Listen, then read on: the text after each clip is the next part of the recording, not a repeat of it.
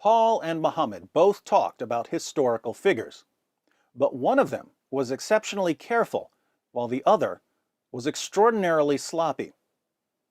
Care to guess which is which?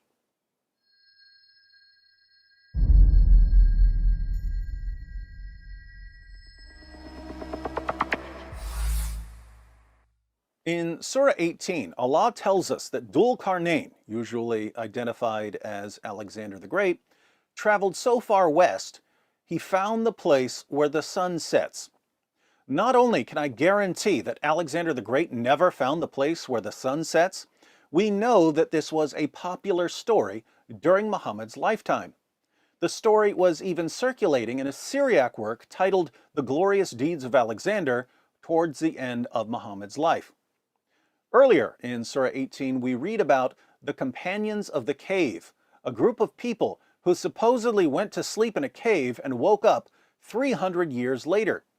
This myth goes back to Bishop Stephen of Ephesus around the middle of the 5th century.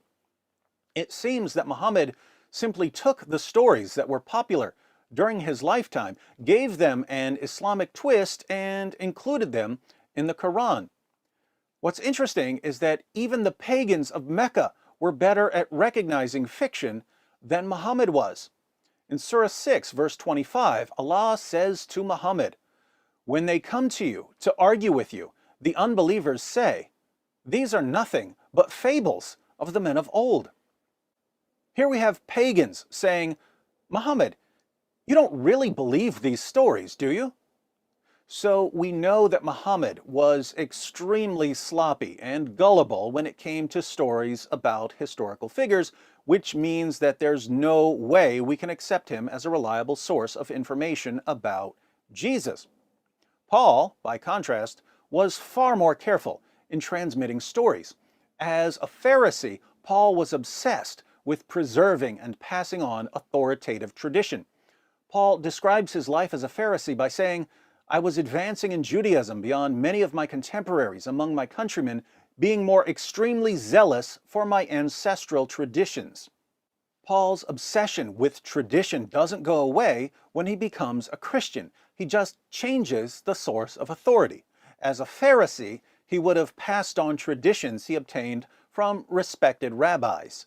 As a Christian, he passed on traditions he obtained from Jesus' apostles.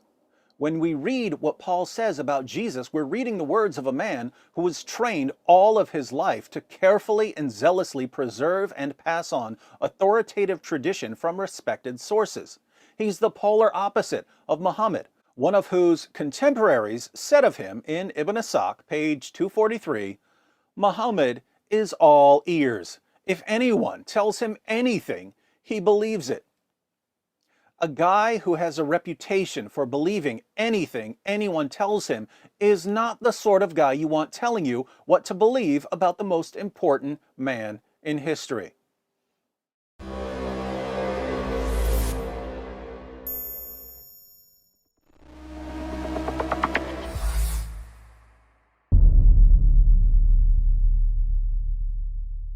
Hi everyone, thanks for watching. In case you stumbled upon this video while browsing or searching, I wanted to let you know that it's part of a series comparing Paul and Muhammad. So if you'd like to see the full series, be sure to click on the playlist. If you're already in the playlist, you're about to see how history supports Paul's view of Jesus, not Muhammad's view of Jesus.